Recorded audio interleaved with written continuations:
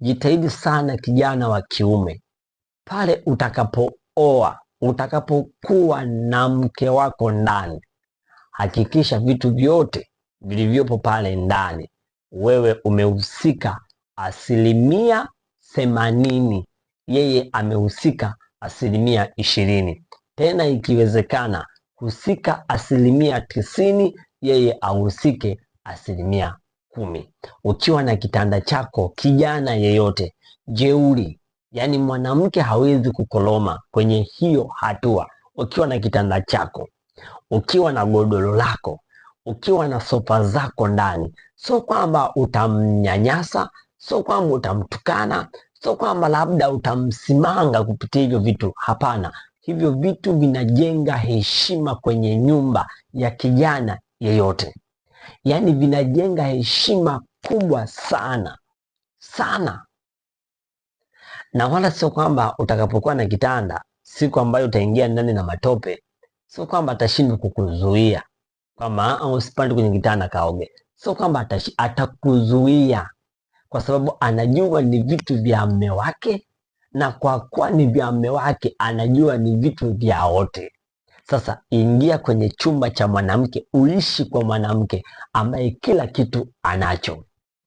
Kijana, ninakuonea huruma. Utanyanyasika, utatukanwa, utasimangwa, utapewa kila aina ya maneno, kwa sababu hauna kitu hapo. Kwa ninachotaka kusema ni nini? Ninachotaka kusema ni kwamba vijana wote wa kiume, kabla hujataka kuoa, hakikisha hivyo vitu upo navyo ndani, vinajenga heshima ndani ya nyumba, vinatengeneza msingi mzuri ndani ya nyumba. Yaani usiende kwenye nyumba ya mchumba wako ukakuta ana vitu, akili zako zikaanza kuwaza tutatumia hivyo. Wala usiende kwa mtu ambaye ndo nategemea kuanza kuingia kwenye swala la ndoa ukategemea utatumia vitu vyake. Sawa, mnaweza mkatumia baadhi ya vitu, lakini hakikisha kwenye hivyo vitu jitahidi 90%